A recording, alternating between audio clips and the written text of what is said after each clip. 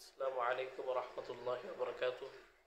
আলহামদুলিল্লাহ রবিল আলমিন ওসলাত ওসালাম আলা সঈদুল মুরসালিন ওয়ালা আলিহি ও আসহাবিহি আজমাইন আম্মা বাদ।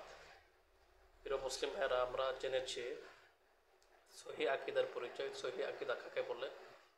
সহি আকিদা মানে বিশুদ্ধ বিশ্বাস, যে বিশ্বাসের মধ্যে শিরিক নাই, কুফর নাই, বেদাত নাই, ভুলভ্রান্তি নাই, তাকে বলে সহি আকিদা। তো এখন আমরা জানবো সহি মানহাজ কাকে বলে। সহি মানহাজ হচ্ছে সঠিক পদ্ধতি, বিশুদ্ধ পদ্ধতি। সহি মানহাজ, সহি আকিদা, এই দুটা বিষয় আমাদের বাংলাদেশে নতুন।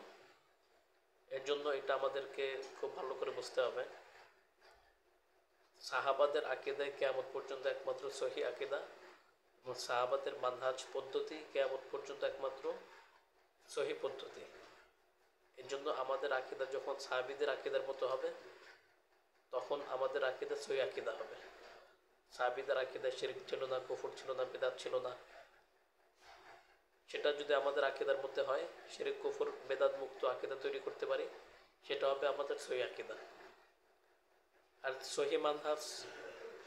সহি মানহাজ হলো কোরআন সুন্নাহর সমস্ত বিষয়, ইসলামের সমস্ত বিষয় সাহাবায়ে কেরাম যেভাবে বুঝেছেন আমরা ঠিক সেভাবে বুঝব।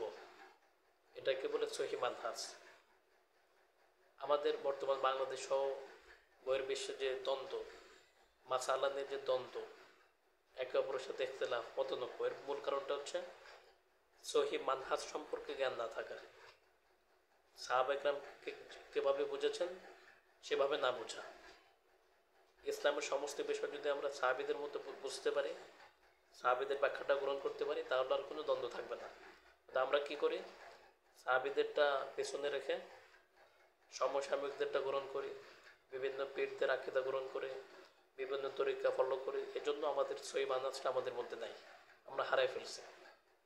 এই জন্য সহি আকিদা, সহি মানহাজ হেদায়েতের জন্য গুরুত্বপূর্ণ বিষয়, সেটা আমাদের মাথায় রাখতে হবে ইনশাল্লাহ। আল্লাহ তাআলা আমাদের সবাইকে সহি আকিদা এবং সহি মানহাজের উপরে ওঠার তৌফিক এনায়েত করেন, গোটা জাতিকে ওঠানোর তৌফিক এনায়েত করেন। আমিন ইয়া রাব্বাল আলামিন।